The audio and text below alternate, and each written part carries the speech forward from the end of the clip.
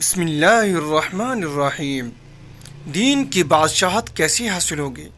مولانا روم رحمۃ اللہ علیہ نے لکھا ہے کہ ایک دفعہ ایک شخص نے اللہ کی عبادت کرنا شروع کر دی اور پروردگار کی عبادت میں اتنا مشغول ہوا کہ دنیا میں سب کو چھوڑ چھاڑ کر سب کچھ بھلا دیا اور سچے دل سے اللہ کی رضا میں راضی رہنے کے لیے انسانیت کے راستے پر چل پڑا۔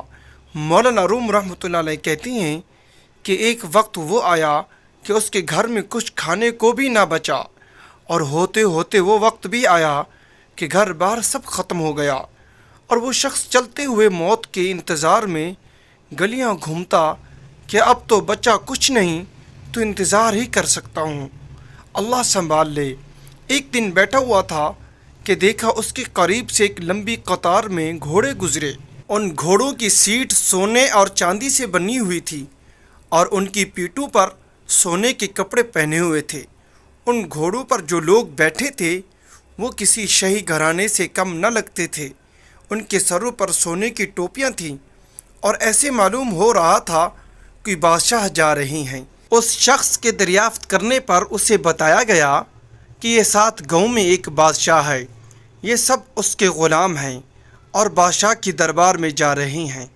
وہ شخص کچھ دیر حیران ہوا کہ یہ حالت غلاموں کی ہے تو بادشاہ کی کیا حالت ہوگی۔ اس نے آسمان کی طرف منہ اٹھا کر کہا، میرے بادشاہ، میرے مالک، میرے اللہ، شکوہ تو تجھ سے نہیں کرتا، لیکن اس بادشاہ سے ہی غلاموں کا خیال رکھنا سیکھ لے۔ اتنی بات کہہ کر وہ شخص چل دیا۔ کچھ دن گزرے تو ایک بزرگ آئے اور اس کا بازو پکڑ کر اسے ایک جگہ لے گئے جہاں وہی غلام وہی گھوڑے تھے، اور دیکھتا کیا ہے کہ کسی گھوڑے کی ٹانگ کٹی ہوئی ہے، کسی غلام کا دھڑ گھوڑے کی پشت پر پڑا ہوا ہے، کسی غلام کے ہاتھ کٹے ہوئے ہیں، کسی کے سر سے خون نکل رہا ہے، کوئی گھوڑے کو زخمی حالت میں واپس لے کر جا رہا ہے۔ وہ شخص حیران ہوا اور بزرگ سے پوچھا، جناب آپ کون ہیں اور یہ سب کیا ماجرا ہے؟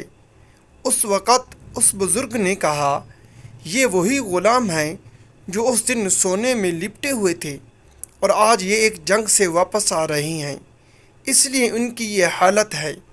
مجھے خواب میں بس اتنا کہا گیا ہے کہ اسے کہنا بادشاہوں کے لیے قربانی دینا بھی ان غلاموں سے سیکھ لے۔ حقیقت میں ہمیں قربانی دینا آیا ہی نہیں، چاہے دین کا معاملہ سیدھا کرنا ہو، رشتہ داروں کا یا دنیا کا۔